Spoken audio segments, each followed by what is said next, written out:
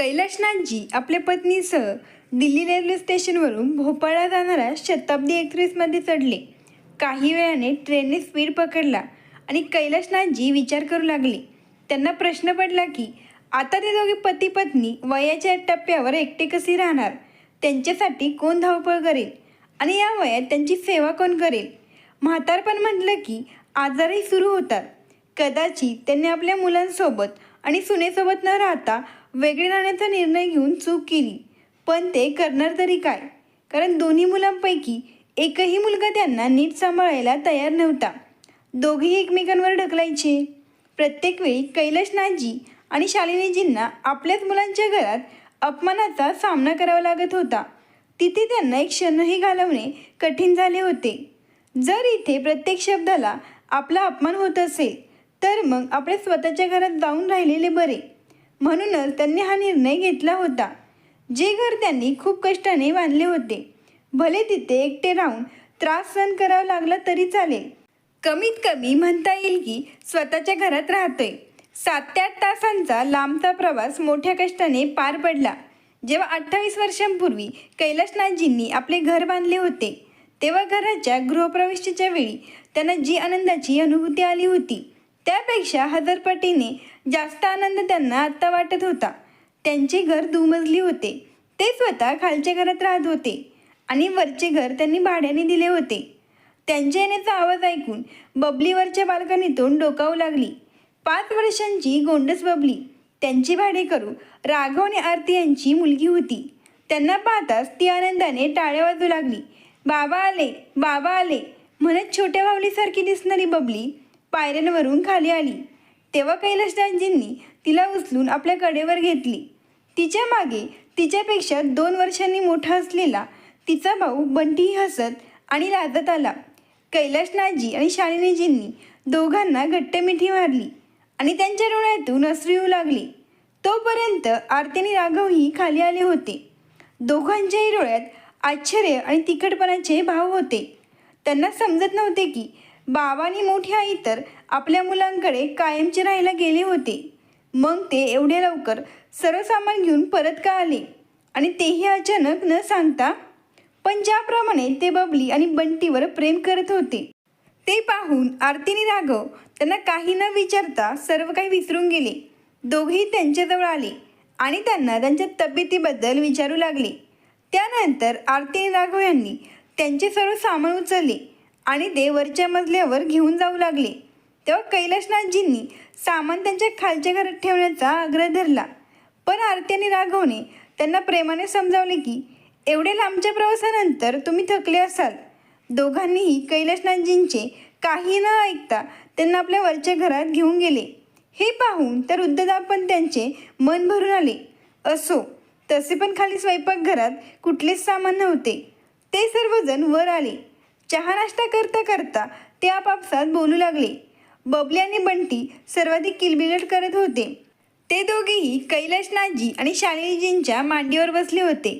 मुलांवर तर वृद्ध दाम्पत्याचे प्रेम पाहून जणू ते त्यांचे सख्खे आजी आजोबा असल्यासारखे वाटत होते. हे सर्व त्या वृद्ध जोडप्याला खूप आनंददायी वाटत होते. या काही मिनिटात ते आपल्याच मुलांनी आणि सुनांनी गेल्या 2.5-3 महिन्यात दिलेल्या सर्व जखमा विसरले होते. पण कदाचित नियतीच्या मनात आणखीन काही अद्भुत कथा होती. अचानक बोलता बोलता बंटीने सांगितले की आमच्या पप्पांनी नवीन घर घेतले आहे आणि आता आम्ही तिकडे राहायला जाणार आहोत. हे ऐकून कैलाशनाथजी आणि शालिनीजी स्तब्ध झाले. काही वेळ तर त्यांना समजलेच नाही की या शुभ प्रसंगी काय बोलावे. तर एकीकडे त्यांना या गोष्टींचा आनंद होता की आपल्याच घराचे भाडेकरू यांचे स्वप्न पूर्ण होणार आहे, आणि दुसरीकडे त्यांना या गोष्टीचे दुःख वाटत होते की ज्यांच्या आधाराने त्यांना आयुष्याचा काही भाग घालवायचा होता, ते लोक आता त्यांना सोडून जातील अशी भीतीही त्यांच्या मनात होती. तर आरती आणि राघव एका विचित्र कोंडीत सापडले होते. स्वतःचे घर घेतल्याचा त्यांना आनंद होता आणि त्यांना ही माहिती त्यांच्या वृद्ध घरमालकाला द्यायची सुद्धा होती. पण त्यांच्याच मुलांनी नाकारलेल्या या वृद्ध जोडप्याच्या मनाची नाजूक अवस्था पाहता त्यांना ही माहिती सांगायची आरती आणि राघवची इच्छा झाली नाही. त्यांची अवस्था पाहून आणखी 2-3 दिवस त्यांच्यापासून त्यांना हे लपवायचे होते. आरतीने मनात ठरवले होते की भलेही अजून 2-3 महिन्याचे भाडे भरावे लागले तरी चालेल. 4 दिवसांनी होणारा गृहप्रवेश पुढे ढकलता येईल. ती कैलाशनाथजी आणि शालिनीजींचा मनापासून आदर करत होती. शालिनीजींना ती मोठ्या प्रेमाने मोठी आई म्हणायची. तिची दोन्ही मुलं याच घरात जन्मले होते आणि त्या काळात शालिनीजींनी आरतीची खूप काळजी घेतली होती. दोन्ही वेळ तिच्या सासूबाई गावावरून वेळेवर आल्या होत्या, पण शालिनीजींनी त्यांच्या येण्याआधी सर्व तयारी केली होती. तिच्या सासूबाई गावी परत गेल्यावर शालिनीजी बबली आणि बंटीची सख्या आजीसारखी काळजी घेत होत्या. मग आता एवढ्या प्रेमळ आईला ती अचानक कशी सांगू शकते की 4 दिवसांनी आम्ही तुम्हाला सोडून आमच्या नव्या घरी जाणार आहोत?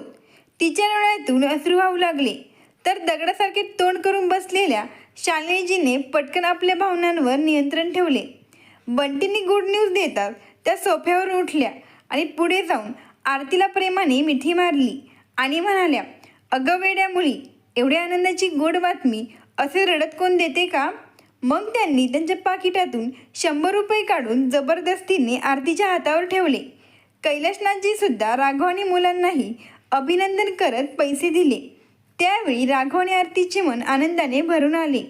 दुसऱ्या दिवशी सकाळी सर्वांच्या आधी शालिनीजी उठल्या आणि त्यांनी खाली जाऊन आपलं बंद घर साफ करायला सुरुवात केली. त्यांचा साफसफाईचा आवाज ऐकून राघव आणि आरती खाली आली आणि ते शालिनीजींना त्यांच्या कामात मदत करू लागले. त्यांच्यातला आपलेपणा पाहून शालिनीजींचे मन आणि डोळे अश्रूंनी भरून आले. शालिनीजींनी आरतीला सांगितले की आज मी खाली स्वयंपाक करेल, पण स्वयंपाकघरात तर कुठलेच सामान नाही, सर्व सामान बाजारातून आणावे लागेल असे अधिकाऱ्याने सांगून आरतीने शालिनीजींना खाली स्वयंपाक करण्यास नकार दिला. बाबा एकटे कसे एवढी धावपळ करतील? राघवच्या मदतीने 2-3 दिवसात सर्व व्यवस्था होईल. तोपर्यंत आई, तुम्ही दोघे आमच्या इथे जेवण करायचे. शेवटी शालिनीजींना पराभव स्वीकारावा लागला. दुपारचे जेवण करून मोठी आणि बाबा खाली विश्रांतीसाठी गेले. राघव सकाळी 10 वाजता बँकेत गेला होता. तो बँकेत कामाला होता. बंटीसुद्धा शाळेत गेला होता. बबलीला थापटत आरती विचारात हरवली होती. मोठी आणि बाबांच्या पुढील आयुष्याची चिंता तिला सतावत होती की हे दोघे कसे जगणार? त्या दोघांच्या मनाला काय वाटत असेल? ज्या मुलांना इतक्या प्रेमाने वाढवलं त्याच मुलांनी आज त्यांना परकं केलं. त्यांचा खर्च ते आता कसा भागवणार? निवृत्तीनंतर त्यांचे PFचे बँकेत काही पैसे होते. त्यातील काही भाग त्यांनी मागच्या वर्षी आपल्या मोठ्या नातीच्या लग्नावर खर्च केला होता आणि उर्वरित पैसे इतर नातवंडांच्या नावावर टाकण्यात आले होते. त्यांना वाटले की आता आपल्याला पैशांची काय गरज? आता ते आपले म्हातारपण आपल्या मुलांसोबत आरामात घालवेल. म्हणूनच त्यांनी स्वतःसाठी काही ठेवले नाही. नशीब 70-80 हजार रुपयांची बँकेत FD होती आणि हे घर. आत्तापर्यंत त्यांचा खर्च बँकेतून मिळणारे व्याज आणि घरभाडे यातून चालला होता. पण पुढे ते त्यांचा खर्च कसा भागवणार? आम्ही गेल्यानंतर भाडेकरू कसे येतील माहीत नाही. आजारपणात मोठी आईने बाबांची काळजी कोण घेणार? असा विचार करून आरतीचे मन धडधडू लागले. ते दोघेही आरतीला आपली मुलगी मानत होते. खरे तर त्यांच्या मुलीचे नाव कीर्ती होते. नावाच्या समानतेमुळे शालिनीजी आणि कैलाशनाथजी आरतीशी अधिक जोडले गेले होते. मग अशा प्रेमळ आईबाबांना सोडून ती कशी जाणार? हा विचार करत असताना तेवढ्यात खाली टाटासमोर थांबल्याचा आवाज आला. आरती उठली आणि तिचे अश्रू पुसत खाली आली. मोठी आणि बाबासुद्धा तिथेच होते. आरतीचा रडका चेहरा पाहून ते काहीसे घाबरले. आरतीने हाताच्या इशाऱ्याने त्यांना गप्प राहण्याचा इशारा केला आणि खाली येऊन त्यांना सर्व परिस्थिती सांगितली. हे ऐकून त्यांनाही मोठा धक्का बसला. राघवचे वडील कैलाशनाथजींना आपला मोठा भाऊ मानू लागले होते. त्यांच्या सुनेवर आणि मुलावर असलेले कैलाशनाथजी आणि शालिनीजींचे प्रेम पाहून राघवचे आईवडील गावाकडे निश्चित राहत होते. गावाकडे राहूनही त्यांना कधीही मुलाच्या आणि सुनेची काळजी करण्याची गरज वाटली नाही. त्यांनी राघवला ते नवीन घर विकून इथे राहून कैलाशनाथजी आणि शालिनीजींची सेवा करावी अशी सूचना केली. जेव्हा कैलाशनाथजींना समजले की ते असा विचार करत आहेत तेव्हा त्यांनी या गोष्टीला विरोध केला आणि समजावले की घर आयुष्यात एकदाच बनते. घर आणि दागिने बनवले तरच बनतात, नाही तर योजना बनतच राहतात. त्यामुळे भावनेच्या आहारी जाऊन असा कुठलाही निर्णय घेऊ नका. कैलाशनाथजींच्या दूरदृष्टीच्या उपदेशापुढे सर्वांना नतमस्तक व्हावे लागले आणि राघवच्या नवीन घराचा गृहप्रवेश झाला. मग राघव आपल्या पत्नी आणि मुलांसह नवीन घरात राहायला गेला. त्याला तर नवीन घरात 2-3 महिन्यांनी राहायला जायचे होते. पण मोठी आई आणि बाबांनी समजावले की गृहप्रवेश झाल्यावर घर खाली ठेवत नाही. त्यामुळे राघव आणि आरतीला इच्छा नसतानाही त्यांच्या नवीन घरात राहायला जावे लागले. ते जाताच कैलासनाथजींचे वरचे घर खाली झाले. त्यामुळे कैलासनाथजींच्या घराच्या गेटवर घर भाड्याने देणे आहे असे फलक लावण्यात आले. हा फलक तब्बल 7-8 वर्षांनी लागला होता. आता कैलासनाथजी आणि शालिनीजींना खूप एकटे वाटू लागले होते. त्यांना खूप मोठा आधार होता. माहीत नाही आता येणाऱ्या भाडेकरूंचा स्वभाव कसा असेल. कैलासनाथजी रोज पुढच्या भाडेकरूची वाट पाहत असत. अनेक दिवस होऊनही एकही भाडेकरू आला नाही. आता त्यांना चिंता वाटू लागली. बँकेत असलेल्या FDचे व्याज 400 रुपये मिळायचे. भाडेकरू आला नाही तर पुढच्या महिन्याचा खर्च कुठून भागवणार. त्या घरभाड्याच्या उत्पन्नावरच अवलंबून होते. आता जवळचे पैसेही संपू लागले होते. बचत खात्यातही रक्कम शिल्लक नव्हती. मग पुढच्या महिन्यात FD वगैरे मोडावे लागेल की काय याचा विचार करून ते काळजीत पडायचे. त्यांना त्यांच्या डोळ्यांसमोर अंधार दिसू लागायचा. त्यांच्याकडून किती मोठी चूक झाली होती. त्यांच्या एका मित्राने तर समजावले होते, कैलासनाथ काळ खूप वाईट आहे. आता पालकांना मुठीबंद ठेवण्याची वेळ आली आहे. प्रत्येक गोष्ट मुलांच्या नावावर करू नका. तुमच्या भविष्यासाठीही काहीतरी करून ठेवा. तेव्हा कैलासनाथजी हसून या गोष्टी टाळायचे आणि म्हणायचे की मला 2-2 मुलं आहेत, तर मग मला कशाचीच काळजी करायची गरज नाही. हे सर्व आठवून त्यांचे हृदयाचे ठोके वाढू लागले आणि त्यांना अस्वस्थ वाटू लागले. पावसाच्या दिवसातसुद्धा ते पूर्ण घामाने ओले झाले होते. शालिनीजींना हे कळताच त्यांनी प्रथम त्यांना प्यायला पाणी दिले. त्यानंतर त्या कैलासनाथजींना घेऊन बाहेर गार हवेला आल्या. काही वेळाने बरे वाटू लागल्यावर कैलासनाथजी वरच्या मजल्यावर आले. रिकाम्या खोल्या गुंजत होत्या. त्या खोल्यांमधून फिरताना आणि भिंतींना हात लावताना त्यांना त्यांचे स्वप्नातील घर बांधतानाचे दिवस आठवले. या घराची प्रत्येक वीट त्यांच्या परिचयाची होती. ते घर बांधताना त्यांनी किती सुंदर स्वप्ने पाहिली होती. दोन्ही मुलं मोठी होतील आणि मोठी झाल्यावर त्यांची लग्न होतील. मग एक मुलगा खाली राहील आणि दुसरा वर राहील. मग त्यांचे म्हातारपण शांततेत जाईल. हा सर्व विचार करून ते उघड्या फरशीवर बसून रडू लागले. म्हातारपणातही हे दिवस पाहावे लागतील याचा त्यांनी कधी स्वप्नातही विचार केला नव्हता. तेवढ्यात खाली गाडी थांबल्याचा आवाज आला.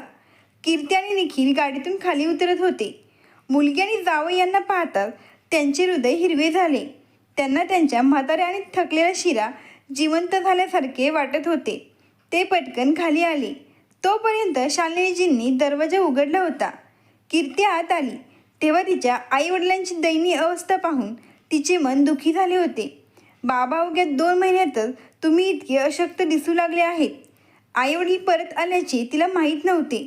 जेव्हा काल तिने आईवडिलांशी बोलायला तिच्या मोठ्या भावाच्या घरी फोन केला तेव्हा तिने तिच्या वहिनीकडून ऐकलं की आईबाबांना इथे करमत नव्हते, त्यामुळे ते परत गेले.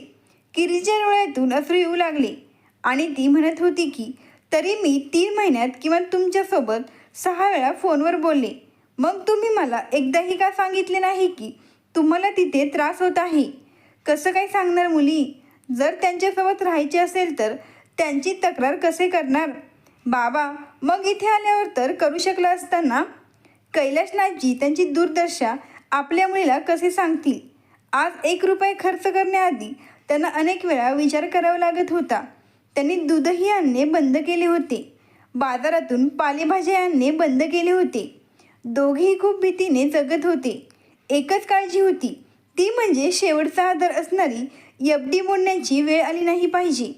सासूची आणि सासऱ्यांची अशी अवस्था पाहून जावई निखिललाही खूप राग आला आणि त्याने खिशातून मोबाईल काढला आणि म्हणाला, थांबा आता त्या दोघांना फोन लावून शिव्याच घालतो. पण कीर्तीने त्याला थांबवले. जाऊ दे, अशा मूर्खांना काही बोलून काय उपयोग. आईवडिलांबद्दल त्यांना जराशीसुद्धा काळजी असती तर ते असे वागले असते का. निखिल उसासे टाकत म्हणाला, मग आपल्या आईवडिलांसोबत असे कोण वागते का. त्यानंतर कीर्ती स्वयंपाकघरात गेली. इकडे तिकडे एक नजर टाकतात सर्व काही तिला समजून गेले.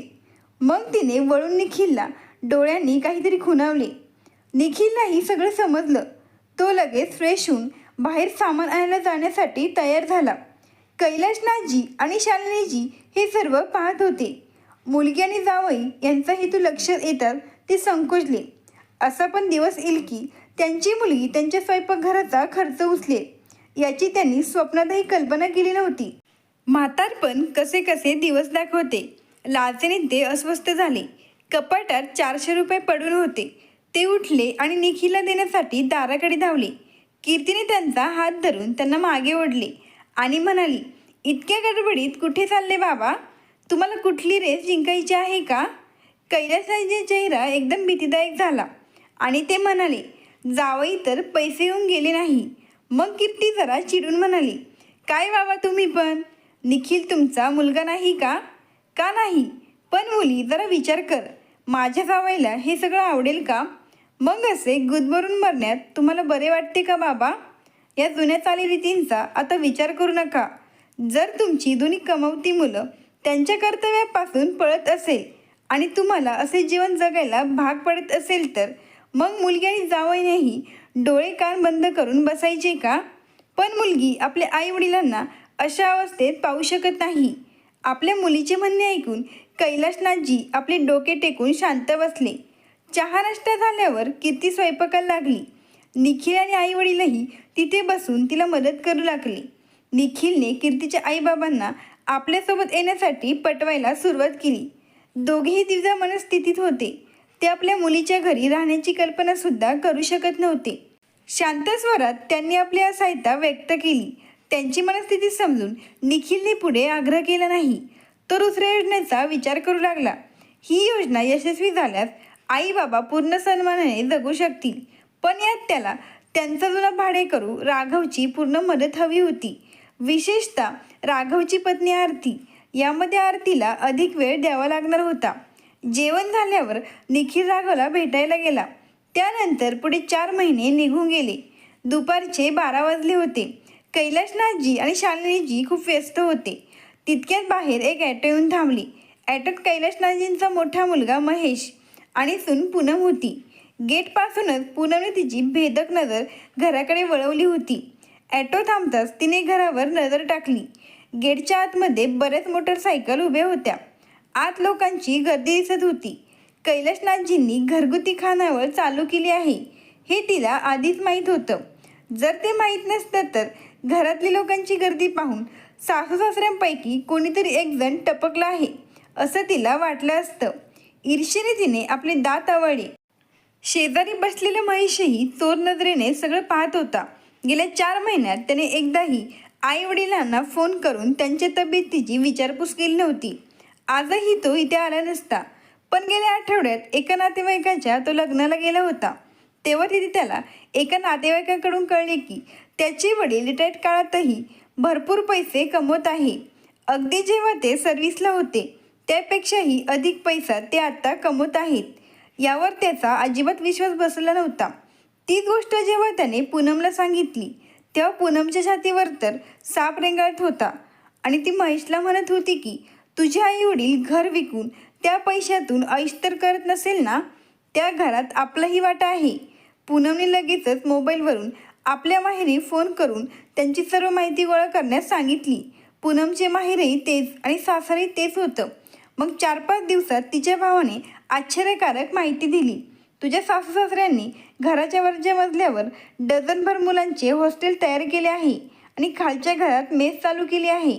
त्या 10-12 विद्यार्थ्यांमुळे मेसमध्ये आणखी विद्यार्थी जेवायला येत आहे आणि त्यांचा भाडेकरी राघव ज्या बँकेत काम करतो त्याच्या ओळखीमुळे तिथले बँक कर्मचारी जे बॅचलर कुटुंबाशिवाय राहतात ते सुद्धा तुझ्या सासू सासऱ्यांच्या खानावळीत जेवायला येतात आणि नुकतीच त्यांनी टिफिन सेवाही सुरू केली आहे. रोज सुमारे बाहेर 50 ते 60 डबे जातात आणि तिथे येणाऱ्या ग्राहकांची संख्या वेगळीच आहे. हे ऐकून महेशच्या भुवया आश्चर्य उंचवल्या आणि तो कसला तरी हिशोब करू लागला. बाबा तर महिन्याला 30-40 हजार सहज कमवत असेल, पण त्याला कुठे माहीत होते की त्यामागे त्यांचे कष्टसुद्धा तितकेच आहे. त्यानंतर पूनम अभिमानाने तिच्या सर्व नातेवाईकांना फोन करून याबद्दल फुशारकी मारू लागली. बघा, माझे सासरे या वयातही त्यांच्या मुलांसाठी किती पैसे कमवतात. तिचा तरुण मुलगा विक्की वर्षभरापासून स्वतःचा व्यवसाय उभारण्याच्या प्रयत्नात होता. 2-3 व्यवसायात बदल करूनही यश दूरपर्यंत दिसत नव्हते. उलट 60 ते 70 हजार रुपयांचे नुकसान करून बसला होता. महेशच्या स्वार्थी मनात लगेचच एक आयडिया आली की त्याचा मुलगा विकीला बाबांच्या धंद्यात घुसवायचे. असो, बाबांना सुद्धा मदत होऊन जाईल. बिचारे थकून जात असतील. त्यानंतर निर्णय घेण्यास त्यांनी 1 मिनिटही उशीर केला नाही. तो पूनमला सोबत घेऊन लगेच इकडे आला. रिक्षेतून उतरून दोघे लोखंडी गेटपाशी आले. आतील दिसादृष्ट्य स्पष्टपणे अप्रतिम होते. कैलासनाथजींनी मोठ्या हॉलचे डायनिंग रूममध्ये रूपांतर केले होते. ग्राहक देशी शैलीत खाली बसून जेवण करत होते. आतून कैलासनाथजींचा बाहेरपर्यंत आवाज येत होता. ते प्रेमाने आपल्या ग्राहकांना जेवण वाढत होते. तसेच 2 मुलं त्यांच्याकडे काम करत होते. त्यांना ते सूचना देत होते की इकडे पण बेटा काय लागते ते बघ. तेवढ्यात त्यांच्याकडे काम करणाऱ्या मुलांपैकी एकाची नजर महेश आणि पूनमवर पडली. खांद्यावर असणाऱ्या हात रुमालाला हात पुसत तो त्यांच्याजवळ गेला आणि म्हणाला, तुम्ही जेवायला आला आहात का? मग तो त्यांच्या हातात सुटकेस बघून त्यांना म्हणाला, इथे राहायची व्यवस्था नाही. पुढे चौकात एक मोठे हॉटेल आहे. तिथे तुमची राहायची व्यवस्था होईल. त्याचे बोलणे पूर्ण होतात महेशने रागात ओठ आवळले आणि त्याला म्हणाला, अरे वेड्या, आम्हाला ओळखत नाहीस का?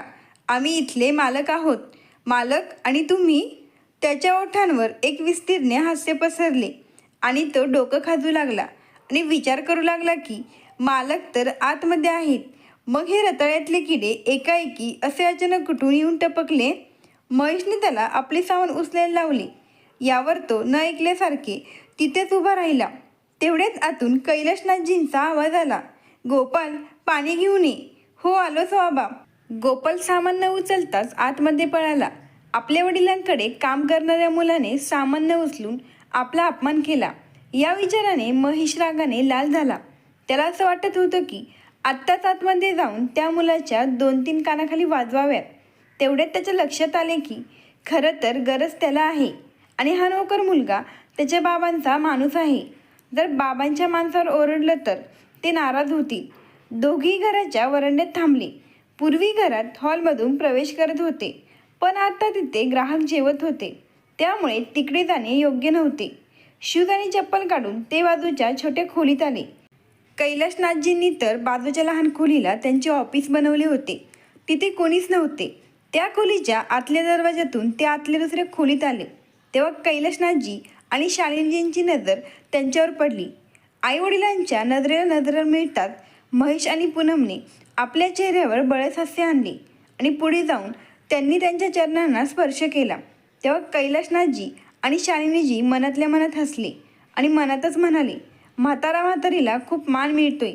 खरं तर पूनम त्यांना याच नावाने बोलायची. त्यांनी महेश आणि पूनमला रिक्षातून खाली उतरतानाच पाहिले होते. ते मुद्दाम त्यांच्या कामात गुंतले होते.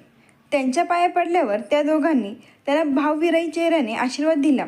मग इकडच्या तिकडच्या 2-3 गोष्टी बोलून कैलासनाथजींनी आपली औपचारिकता निभावली आणि ते पुन्हा आपल्या कामात व्यस्त झाले. महेश आणि पूनमला त्यांचे सामान कुठे ठेवावे हे कळत नव्हते. ते स्वतःच्याच घरात एखाद्या पाहुण्यांसारखे उभे होते. अचानक पूनमला ते दिवस आठवले जेव्हा कैलासनाथजी आणि शालिनीजी तिच्या घरी राहायला आले होते. मुलाच्याच घरात ते दोघे असहाय्यपणे कसे तरी आपले दिवस काढत होते. त्यांचे अद्भुत विचार स्वतःमध्ये लपत होते. महेश त्यांना पृथ्वीचे ओझे म्हणायचा. 3-4 मिनिटे निघून गेली, पण पुन्हा आई, बाबा आणि त्यांच्या नोकरांपैकी कोणीही त्यांच्याकडे लक्ष दिले नाही.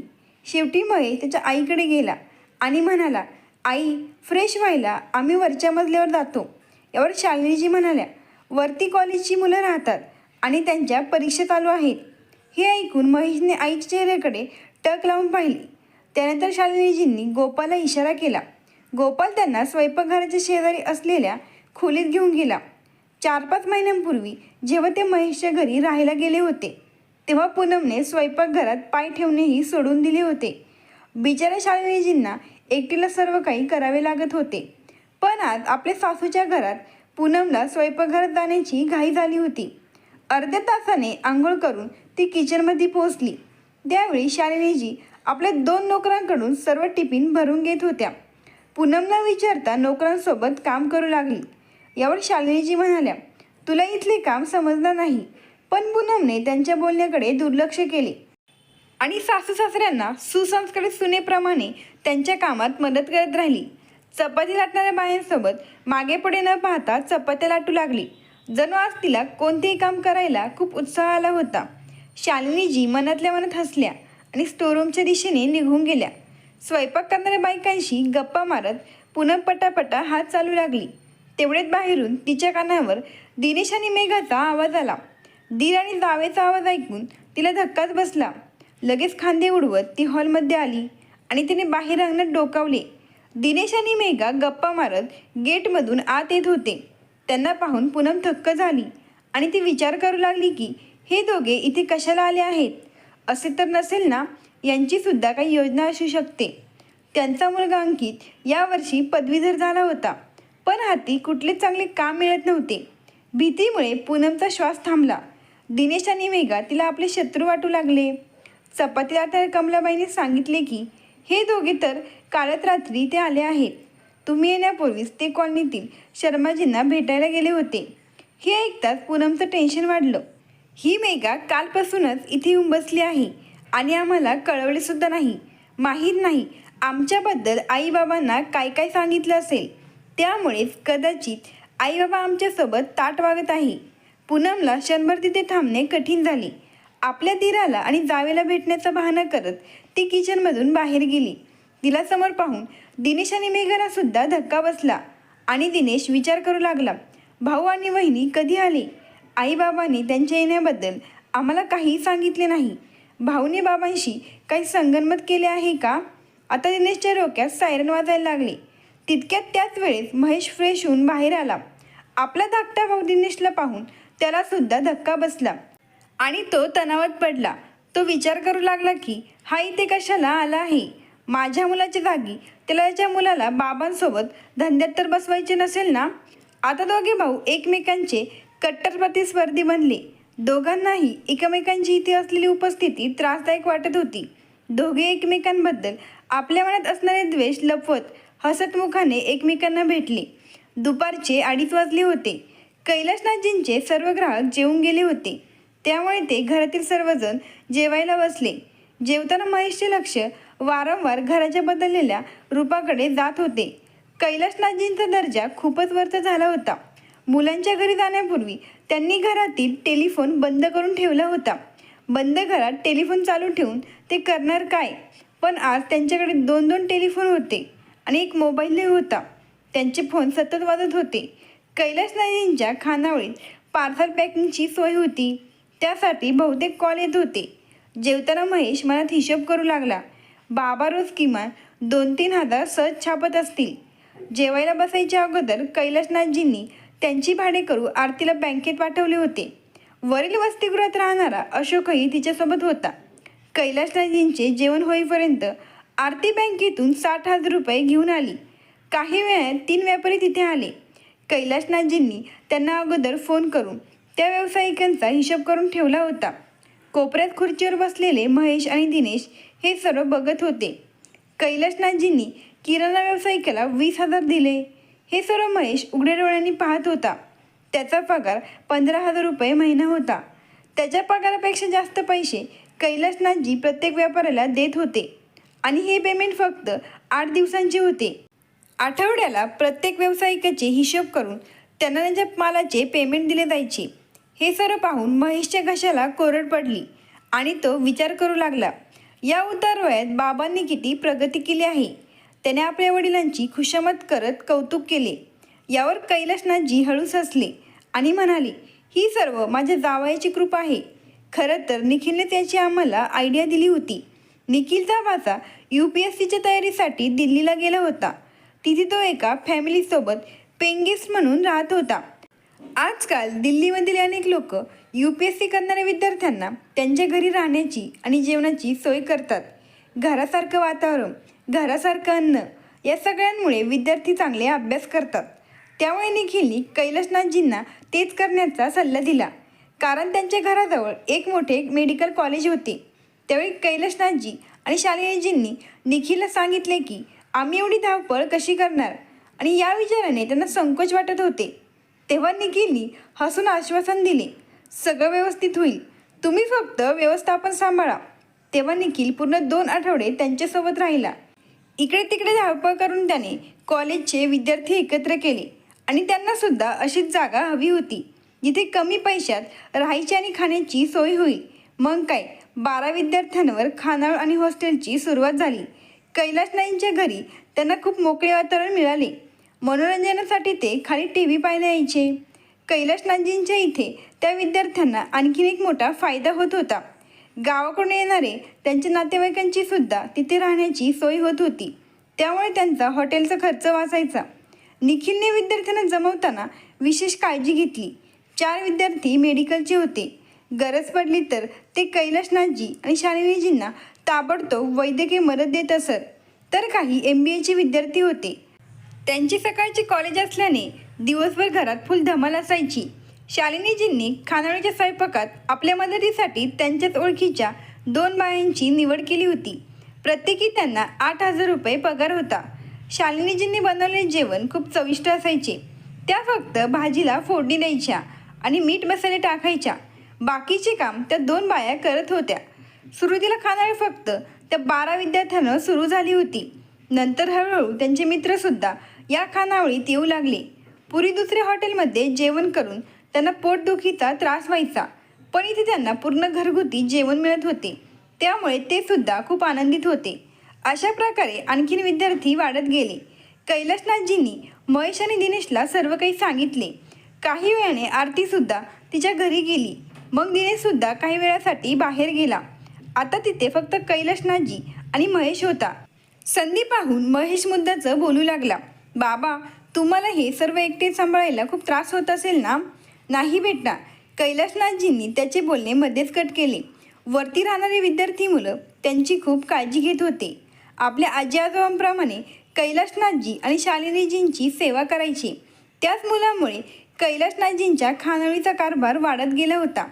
कैलाशनाथजी त्यांच्याकडून खूप कमी पैसे घेऊन त्यांच्या राहण्याची आणि खाण्याची व्यवस्था करत होते. त्यामुळे ती मुलंसुद्धा कैलाशनाथजींना आपल्या घरातले व्यक्तीसारखे मानत होते. कैलाशनाथजी आणि शालिनीजींना या वयात यापेक्षा आणखीन काय पाहिजे? वडिलांकडून हे सर्व ऐकून महेश पुढे काहीच बोलला नाही. थोडा वेळ शांत राहून त्याने पुन्हा एकदा संधी साधली आणि म्हणाला, बाबा, पैशांची देवाणघेवाण, हिशोब या कामांसाठी तुमच्या मदतीला घरातलं कोणीतरी पाहिजे. असे बाहेरच्यावर विश्वास ठेवून चालणार नाही. कारण काही वेळांपूर्वी त्याने त्यांची भाडेकरू आरतीला 60,000 रुपये घेऊन इथे आलेले पाहिले होते. यावर कैलाशनाथजी म्हणाले, आरती आहे ना, राघवसुद्धा मला या कामात मदत करत असतो. त्यामुळे माझ्यावर फारसा लोड येत नाही. म्हणजे तुम्ही स्वतः हिशोब तपासत नाही? हे सर्व तुम्ही आपल्या भाडेकरांवर सोडले आहे का? तुमचा त्यांच्यावर इतका विश्वास आहे का? हो बेटा, पैशांचा हिशोब सर्व आरती आणि राघव पाहतात. राघव माझे बँकेतील मोठमोठे हिशोब बघतो. बाबा, किती केलं तरी ते परके आहेत. यावर कैलाशनाथजी म्हणाले, कोण म्हणतं ते परके आहेत? आणि ते आपली कठोर नजर त्याच्या चेहऱ्यावर टाकत म्हणाले, या वयात त्यानेच तर आम्हाला आधार दिला. त्यांनी घेतलेले नवीन घर तो आमच्यासाठी विकायला निघाला होता. मी समजावल्यावर त्याने त्याच्या नवीन घरात गृहप्रवेश केला. तुम्हाला काय वाटलं हा सर्व कारभार मी एकट्याने उभा केलाय? महेशला समजून गेले की असे योजना बनून कुठला कारभार यशस्वी होत नाही. त्यासाठी खूप मेहनत करावी लागते, धावपळ करावी लागते. मग कैलाशनाथजी आपल्या जवळ निखिलची प्रशंसा करत म्हणाले. जेव्हा निखिलने खानावळ आणि हॉटेलचा प्लॅन राघवला सांगितला, तेव्हा राघवसुद्धा लगेच तयार झाला. खरं तर त्याला आधीपासूनच आमच्यासाठी काहीतरी करायचे होते, ज्याच्यामुळे आम्ही आमच्या संसाराचा गाडा चालू शकेल. त्यामुळे त्याने धावपळ करून त्याच्या बँकेतून आम्हाला त्वरित कर्ज मिळवून दिले. त्याच्या वडिलांनी त्यांच्या गावातील 2 गरीब तरुणांना आमच्याकडे कामाला पाठवले, जेणेकरून ती मुलं त्यांच्या कुटुंबाला आर्थिक मदत करू शकेल आणि मलाही कामात त्यांची मदत होईल. या विचाराने राघवच्या वडिलांनी गावाकडून त्या 2 तरुणांना माझ्या मदतीसाठी पाठवले. राघवचे वडील त्यांच्या गावातील सरपंच असल्यामुळे त्यांचे एकच स्वप्न आहे की गावातील प्रत्येक बेरोजगार तरुणाला काम मिळाले पाहिजे. कुठलाच तरुण व्यसनेच्या आहारी न जाता त्याने आपल्या कुटुंबाचा आधार बनले पाहिजे. गावात काहीच काम मिळत नसल्याने ते त्या तरुणाला शहरात काम मिळवून देतात. तसेच राघवच्या बँकेत अनेक व्यापाऱ्यांचे खाते होते. भाजीवाले, किराणावाले, पार्सल पॅकेजिंग मटेरियलवाले, मसालेवाले त्या लोकांसोबत राघवने माझी ओळख करून दिली आणि त्यांनी मला त्यांचे चांगले दर्जाचे मटेरियल पुरवायला सुरुवात केली. ही खानावळ उभी करण्यासाठी राघवने 10-12 दिवसांची सुट्टी काढली होती. सर्व मेहनत तर राघव आणि आरतीची आहे. मग मी त्यांच्यावर विश्वास का ठेवायचा नाही? मग रूममधून बाहेर पडता पडता कैलासनाथजींनी असली तीर मारला, तुम्ही पोटचे असून सुद्धा आम्ही तुम्हाला जड होत होतो. राघव असा आहे की ज्याने आम्हाला सांभाळे. आमचा खरा मुलगा तर तोच आहे आणि आमच्या व्यवसायातला अर्धा भागीदारसुद्धा तोच आहे. भाडेकरू असला म्हणून काय झालं? त्याच्या घरी बागायतदार शेती आहे. वडील सरपंच असताना देखील तो आज शहरात स्वतःचे घर घेऊन स्वतःच्या पायावर उभा आहे. त्याला जरासा सुद्धा घमंड नाही. आणि तुम्ही लोक इतकी वर्ष शहरात राहता तरी आजपर्यंत तुम्हाला ईदवर जमीनसुद्धा घेता आली नाही. घर तर लांबचीच गोष्ट आहे. तुमच्या दोघांच्या जागी जर मला राघवसारखा एकच मुलगा असता तर मी हे कोणापुढे बोलत आहे. जाऊ द्या. महेश आणि दिनेश खाली मान करून गप्प बसून सर्व काही ऐकत होते. त्यांच्या स्वार्थामुळे त्यांनी आपल्या असहाय्य वृद्ध आईवडिलांना दिलेला अंधार आज त्यांना त्यांच्या डोळ्यासमोर दिसत होता. मित्रांनो, नेहमी आपल्या आईवडिलांवर निस्वार्थ प्रेम करा आणि त्यांची सेवा करा. ही कथा तुम्हाला कशी वाटली नक्की कमेंट करून सांगा. आवडल्यास लगेच सबस्क्राईब करा. धन्यवाद.